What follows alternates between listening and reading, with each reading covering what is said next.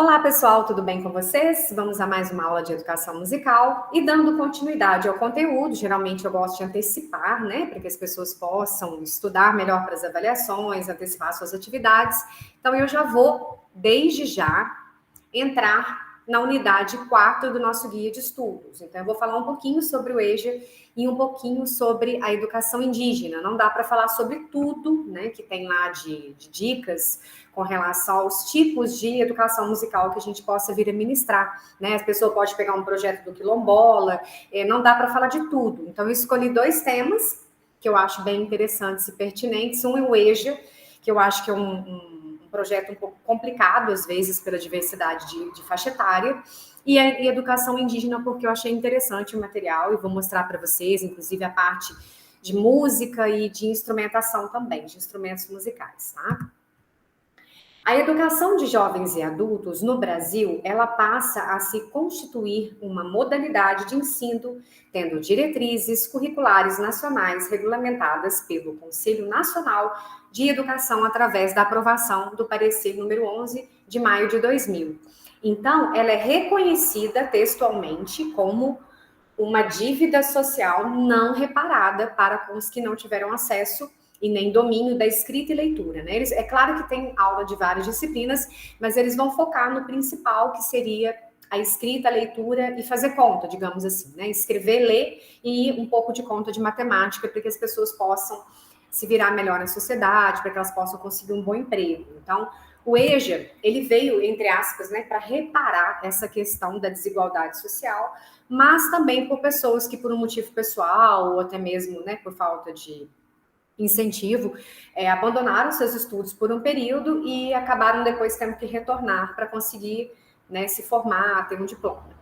Já pela Constituição Federal do Brasil de 1988, o direito à educação de pessoas jovens e adultas passou a ser contemplado. E segundo essa Constituição, o Estado é o responsável. Então, ele deve assegurar a provisão pública de ensino fundamental, obrigatório e gratuito, inclusive para os que a ela não tiveram acesso na idade própria. Então, isso faz parte da Constituição Federal. E a Lei de Diretrizes e Bases da Educação Nacional, 9.394/96, atribuiu à EJA o status de educação básica destinada àqueles que não tiveram acesso ou continuidade de estudos no ensino fundamental e médio, na idade própria. Então, né, só um pouquinho de lei aí, que vocês já devem ter visto em outras disciplinas também, mas a gente vai, claro, puxar um pouquinho isso para o nosso meio e nossa realidade musical. A função primordial do EJA é oferecer escolaridade aos que não tiveram acesso ou uma continuidade à educação básica. Então, são indivíduos das classes populares em quase sua totalidade, favorecendo deste modo a inclusão social dessas pessoas em seu exercício de cidadania plena. Então, é um direito e dever do Estado, é um direito da sociedade, é um dever do Estado proporcionar ao EJA. Né? Atualmente, com a nova lei, a educação infantil está sendo ministrada pelas prefeituras, né, isso cabe às prefeituras, e a educação de jovens e adultos, assim como, né, também o fundamental, está proporcionado aí gratuitamente pelo governo. A EJA no Brasil, ela compreende processos e práticas pedagógicas que tratam de aquisição ou aprofundamento de conhecimentos básicos, de competências técnicas de profissionais ou habilidades socioculturais desenvolvidas dentro ou fora do ambiente escolar. E envolve um universo plural de práticas pedagógicas que ocorrem em diversos domínios da vida social. Então, ela está dividida, né, na vertente, que é os processos educacionais realizados fora da escola, nos locais de trabalho, que são as instituições religiosas, as organizações comunitárias, as ONGs, os sindicatos. E entre outros, enquanto que a outra vertente diz respeito a processos educacionais realizados na escola. Então, cada estado, ele vai agir de uma forma, às vezes, um pouquinho específica ou diferenciada. Então, no Rio Grande do Sul, por exemplo, essas vertentes são denominadas MOVA, Movimento de Alfabetização de Jovens e Adultos, né? Em outros lugares, SEJA. E aí tem algumas siglas específicas que são de acordo com a região, especificamente, tá? Não com o EJA. As relações entre gerações estão permeadas por transições, transmissões, transformações e rupturas. e devem ser discutidas no sentido que, de um lado, o sentido de interação entre gerações de idade diferente, acredito que essa é a maior dificuldade para o educador, né, da sala de aula, também o educador musical, às vezes é uma mistura, né, de adolescentes e também de jovens, né, de 17 anos, 18, 19 anos, e também tem, às vezes, aquele senhor ou aquela senhora misturado, como que eu faço, né, para programar uma aula de música numa turma mista. Então, aí você já vai ter que ter uma vertente diferenciada no sentido da prática pedagógica, porque você tem que pensar que você não pode desmotivar o jovem, mas também você não pode deixar que o adulto participe, né? Na verdade, tem que ser uma interação, né? Uma das atividades que eu acredito que muita gente escolheu, inclusive, né, para esse ciclo que eu estou corrigindo agora, que é da atividade de vídeo, do ciclo 2, aquela atividade do rádio, né? Que as pessoas colocam se conhecem ou não a música, se elas já ouviram ou não. É diferente você não conhecer, mas gostar de você. Nem tudo que a gente gosta, a gente conhece, ou vice-versa. Então, alguns exemplos que foram colocados no guia, né? Apesar de parecer muito óbvio, mas são para ajudar nessas questões, às vezes, de turmas mistas. Porque se você pega uma turma que você tem metade da sala jovem e uns 5 ou 7 adultos inseridos, como que você vai fazer? Você vai priorizar que lado? Você vai falar de que tipo, né? Então, uma forma da gente estar unindo essas gerações, talvez, seria a discussão sobre a questão do rádio, né? Que abarca várias décadas aí, né? E gerações diferenciadas. O fenômeno social da compartimentalização de espaços sociais mais voltados às pessoas de determinada categoria de idade ou geração é recente na história de sociedades do Ocidente. Então, na sociedade contemporânea, tem surgido vários lugares direcionados a diferentes faixas geracionais. Então, a gente sabe que tem o baile específico funk, tem a seresta do outro lado, tem uma rave funcionando no determinado local da cidade, bailes da terceira idade em outro, né? Universidade para a terceira idade. Então, as coisas se passam como se sempre tivessem sido assim. Criança de um lado, adolescente do outro, jovem de outro, adulto ou idoso de outro. E aí vem essa lei que vem contemplar e vem pedir que você, né, trate eles e façam com que eles se interrelacionem. Né? E aí é um desafio muito grande, às vezes, para o profissional. Práticas musicais para jovens, adultos e idosos. Uma delas seria o coral, a gente está fazendo essa atividade aí no ciclo 3, muitos até já entregaram, e a parte de instrumentação, né, tanto faz no sentido de flauta doce, que é um instrumento simples, no sentido de não muito pesado, né, mais acessível financeiramente, pode também ser utilizado a parte de bandas, né, num resgate aí de pessoas que às vezes já tocam algum instrumento musical. Então, essa prática musical adotada no presente estudo se baseia nas contribuições de Arroyo e, segundo a autora, a prática compreende não apenas modalidades de ação, como, por exemplo, executar, improvisar ou compor, mas também a relação entre os sujeitos, contemplando a dimensão sociocultural intrínseca ao objeto musical. Assim considerada, a prática musical, ela abrange desde os produtores das ações musicais, como o que eles produzem, o porquê, e todo o contexto social e cultural que dá sentido às próprias ações musicais. O que eu poderia trabalhar, né, para ficar bem interessante? Se eu não tivesse uma aula específica de música, de repente eu poderia trabalhar isso em forma de oficina, né, ou num contraturno da aula, ou uma continuidade ali, um projeto específico da escola, pode ser dentro da aula de artes. Eu posso usar uma oficina instrumental, né, que pode ser desde instrumentos de doações, ou até mesmo aproveitar os instrumentos que alguns alunos já saibam tocar. Eu posso fazer uma oficina de aperfeiçoamento do uso e recurso vocal. Isso dá um efeito super interessante, porque a voz não tem nenhum tipo de custo, a não ser a boa vontade dos participantes e do regente. Eu posso fazer uma oficina de coral cênico, por que não? Né? E fazer um projeto, um resgate. Eu posso fazer, por exemplo, décadas musicais. Aí eu vou pegar desde a década de 70, 60 ou 50, dando continuidade aí à rádio, e posso ir até os dias atuais. Eu posso fazer também uma oficina de improvisação, né? Que aí vai entrar um pouco, talvez, da performance teatral, misturado com coro, né? Então, às vezes são exercícios simples, gente. Por exemplo, você fala assim, e agora, para você, vamos lá participar. Toda vez que eu disser não, você vai dizer sim. Não, não, não. Sim, sim, sim. Aí vocês teriam que responder ao contrário, tá? Então, às vezes, um exercício simples que pode ser feito lá numa oficina de teatro, a gente pode resgatar e jogar aqui para aula musical também, né? Pode ser um quebra-gelo de uma aula de coral ou de uma oficina de improvisação, por exemplo, né? E essas questões, eu falei do teatro, né, no sentido de que também ajuda muito a parte de expressão. Vocês podem fazer oficinas de improvisação. E nessa oficina pode ser uma improvisação desde o sentido teatral, da parte de composição, de compor música, de fazer paródias e até mesmo utilizar instrumentos, que podem ser instrumentos musicais verdadeiros, podem ser instrumentos confeccionados.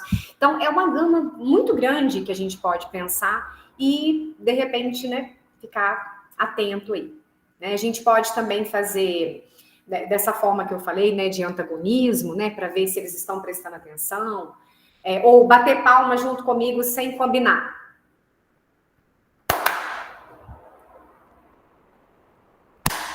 Então, às vezes, exercícios simples assim, vocês podem fazer no início ou no meio da própria oficina, né, buscar coisas que possam chamar atenção, a questão do sentido de prontidão, independente de ser coral ou oficina de instrumento.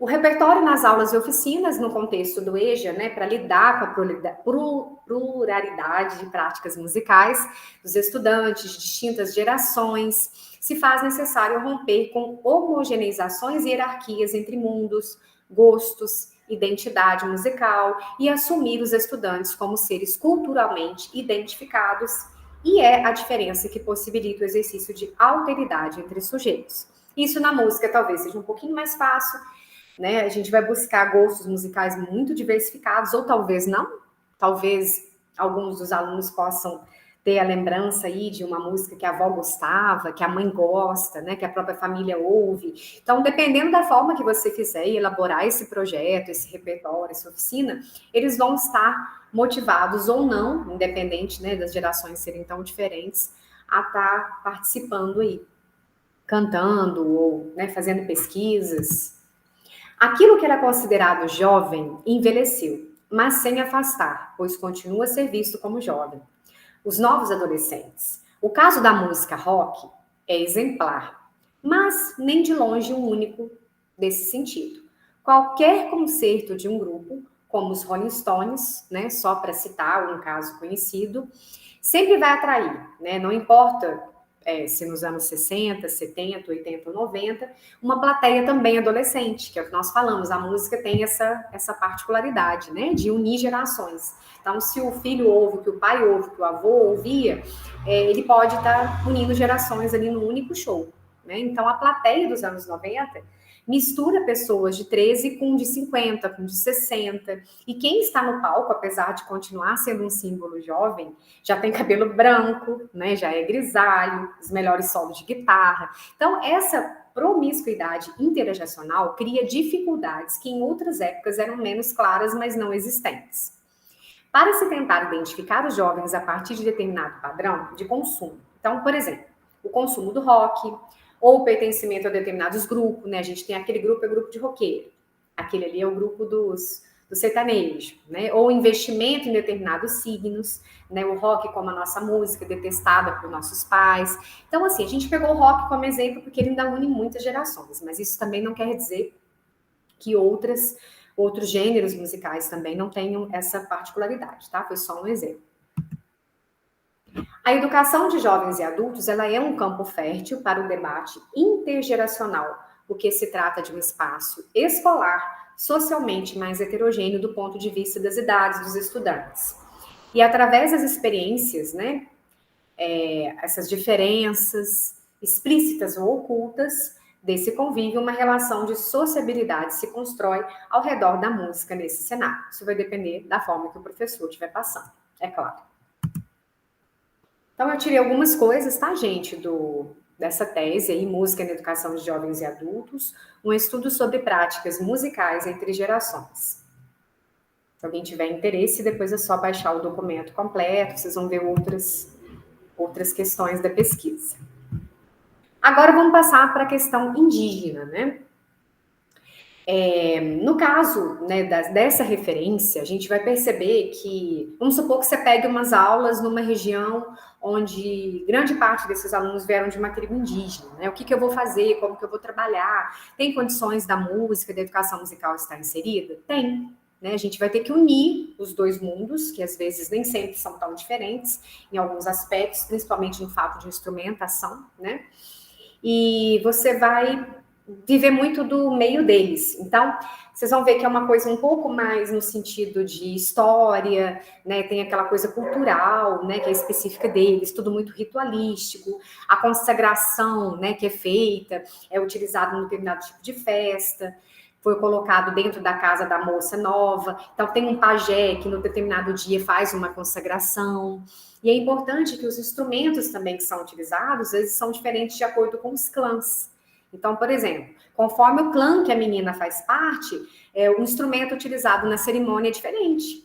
Então, se a menina for do clã com pena, vai usar tucano, arara, né? Um instrumento de pena, né? Já se o instrumento é o casco de tracajá, agora se ela for do clã sem pena, ela vai utilizar como instrumento, por exemplo, uma guari, uma saúpa, um avaí, e tudo, né? Uma flauta feita de ossos, uma flauta feita de um bambu específico ou de uma árvore que eles gostem muito de utilizar. Então, tudo vai ser muito mais ligado à parte cultural. Aí a pessoa fez uma pesquisa, né, no caso aqui, que tem uma tradução, tá, da letra da canção deles, por exemplo, pra vocês terem uma ideia, né, do que fala. Fala muito, né, que o diabo é um mau espírito, do doente da mata, tudo muito, assim, filosófico, né, bem dentro da cultura deles mesmo. Então, numa estrofe, por exemplo, segundo o ancião, é o nome do lugar onde ocorreu a festa, uma localidade entre o município de Tabatinga e Benjamin Constant. Uma outra palavra, por exemplo, ocuri, né, segundo as informações, é um tipo de palmeira, não muito conhecida por algumas regiões, mas os ticunas também a consideram sagrada, igual ao buriti. Esse canto tem uma finalidade de quê? De apresentar uma moça nova à casa onde vai ocorrer o ritual de pelação. Então, para eles, o que é esse ritual? Eles arrancam todo o cabelo da menina, né? Que para nós poderia parecer uma coisa agressiva, para eles é um ritual, tem um sentido espiritual todo, né? O que é? Quando esse cabelo nascer de novo, a menina já vai estar pronta, né? Já vai estar amadurecida, já vai ser mulher.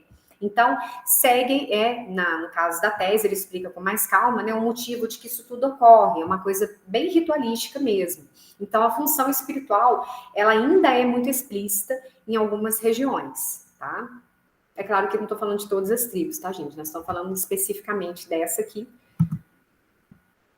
Com as crianças indígenas, o canto coral foi inicializado utilizando canções bem conhecidas entre as crianças brasileiras e que também são comuns para os indígenas em Tabatinga. Então, geralmente são canções mais folclóricas, né?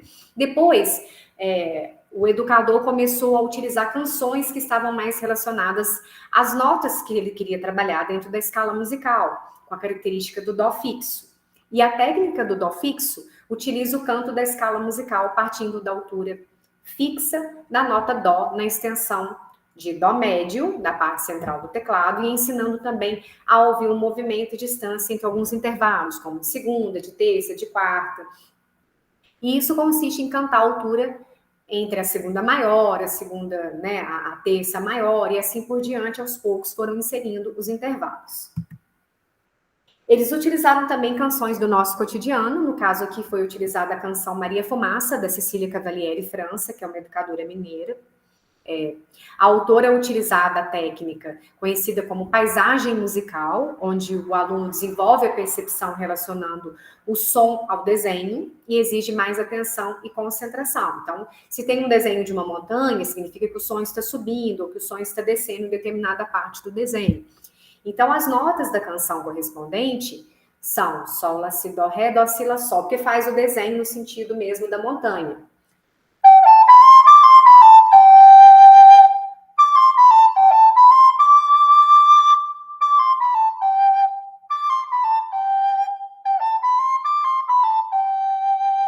Então, ela é cantada cantada de forma ascendente, descendente, né? São 5 graus da escala.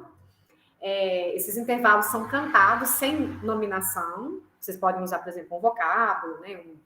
Uma lalaiá, laiá, laiá, né? E através dessa canção leva o aluno a fazer uma relação com o ambiente descrito na poesia, que são, de repente, as montanhas, né? No caso deles ali também, remeter à paisagem indígena. Então, aqui foi explicado, né, com a letra. Pela estrada fora vai o trem, Maria Fumaça quer parar, pois para descansar, velha ela está, ó seu maquinista, por favor. Ou no agudo, né?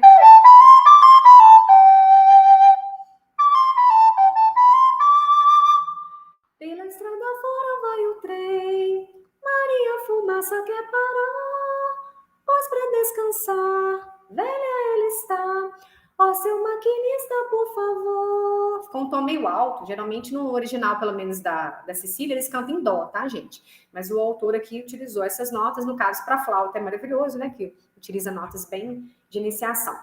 E a paisagem musical correspondente é a questão da ascendência, descendência dos sons, né? Utilizando setas, curvas, tudo relacionado à paisagem sonora.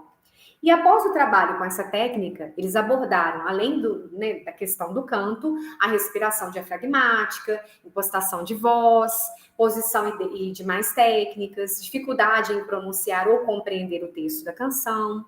O projeto, desde o início, contou com a ajuda de tradutores da língua portuguesa, claro, para a língua ticuna, tá? E aí eles fizeram uma versão dentro do meio cultural deles, né? Lá vai a canoa pelo rio, vou pegar minha rede para pescar, um tucunaré, pacu e bodó. Aí esse outro eu não sei falar, não sei pronunciar, então não vou falar errado. Então vocês podem ver que eles fizeram uma versão, né, dentro do meio deles, da natureza deles, do estilo de vida deles, tá? Então, não foge muito do tipo de trabalho de educação musical que a gente faria em qualquer outra circunstância.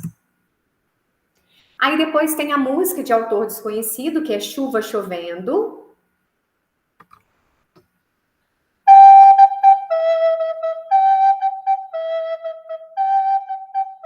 Percebam que são intervalos bem simples, né? Igual a gente comentou lá no início, trabalho aos poucos e vai aumentando o nível dos intervalos. Então, são canções bem simples.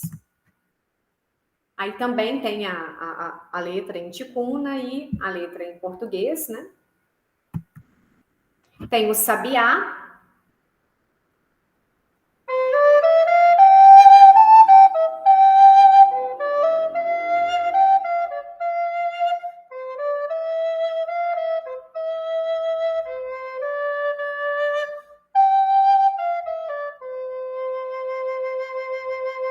Aí já é da Carmen Mete Rocha, o sabiá.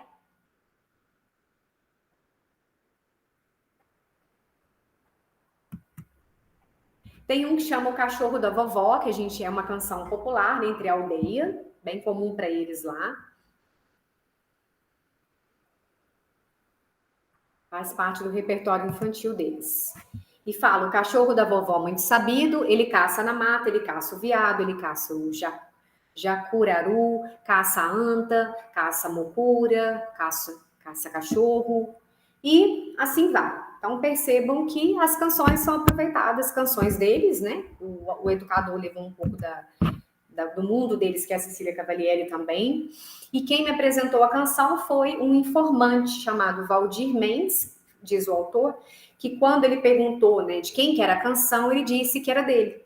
Mas depois de algumas explicações, ele afirmou que é muito comum entre eles, principalmente quando eles saem para pescar. E ele ouviu pela primeira vez cantado pelo tio numa pescaria. Uma cantiga como se fosse folclórica, né? Foi passando de geração. E ele esqueceu a maior parte da letra e começou a fazer outra letra. E aí foi ficando. Identificou-se um processo bem interessante de parceria e de composição, numa visão de reconstrução para preservação e principalmente por ser uma forma de passar instrução aos filhos. Então, nada mais que folclore, né, gente? Tudo isso a gente já faz nas atividades de musicalização. E aí vem esse aqui.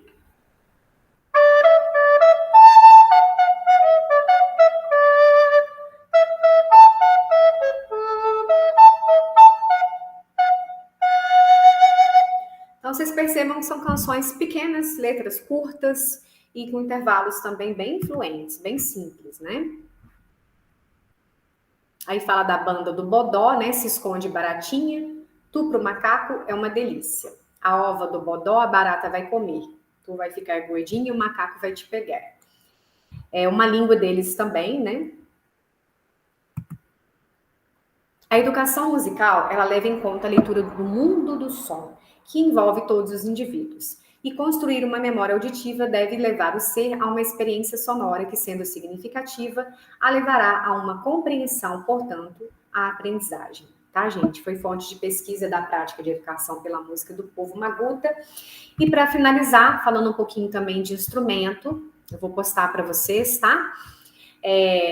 Que pode ser utilizado, né, num projeto, por exemplo, indígena, tem o pau de chuva, que já é bem conhecido, bem tranquilo, porém eles fazem, né, com os materiais que são específicos da região, por exemplo, revestido pela palha de arumã, que é uma fibra usada em utensílios indígenas, retirada de uma palmeira específica. Vocês vão ver que, apesar de ser instrumento conhecido, mas eles têm uma peculiaridade específica deles. O reco-reco, que pode ser feito com bambu e cortes horizontais, né? O som é produzido ao ser atritado por um palito, relacionado a uma meditação, uma reflexão numa festa de alegria, é tocado com mais intensidade, né? Um instrumento caracterizado por ruído e há variações timbrísticas também. Depois tem o gambá, que é feito de madeira pesada, revestido na parte superior com pele de animal, e é esticado e fixado por pequenas estacas de paixuba nos orifícios abertos, tocado com as mãos batendo sobre a superfície. Então, é parecido como se fosse um tambor, digamos assim. Mas o nome para eles e o tipo de material utilizado se chama gambá, né? Então, o sol vai grudando, vai afinando praticamente. Tem toda uma questão aí, né, específica deles. E o inhambé é um instrumento apenas descrito, lembra um chocalho preso próximo ao joelho, que também é utilizado no ritual da tucandeira. Então, o rapaz, ao bater o pé, o inhambé produz esse som que vai expressar a dor sentida, né, quando ele bate o pé, como se ele pudesse gritar, chorar, né, na vibração solo, ordenando os movimentos de danças e rituais com esse chocalho preso ao joelho. O corpo do corpo indígena transforma em fonte sonora. É um instrumento de percussão com variações de timbre. Eles também utilizam buzina, feita de bambu, e tem a forma de um tubo com cavidade para a boca e a outra extremidade aberta. Então, aqui tem algumas curiosidades, depois, né, eu vou postar o documento para vocês, se vocês quiserem olhar com mais calma, inclusive as fotos, tá? É só por questão de curiosidade mesmo. E para finalizar, dizer que não tem dificuldade, né? Tem desafio. Mas independente de ser um projeto indígena, de ser um projeto do EJA, desafio a gente vai ter sempre, porque nenhuma turma é igual, ninguém é igual a ninguém. Então, a gente vai ter sempre que pensar dessa forma, para conseguir ministrar aí algum tipo de projeto, caso um dia vocês tenham esse tipo de desafio. Alguém quer fazer alguma pergunta? Tem alguma dúvida? Então, vou pausar a gravação e mais uma vez, obrigada.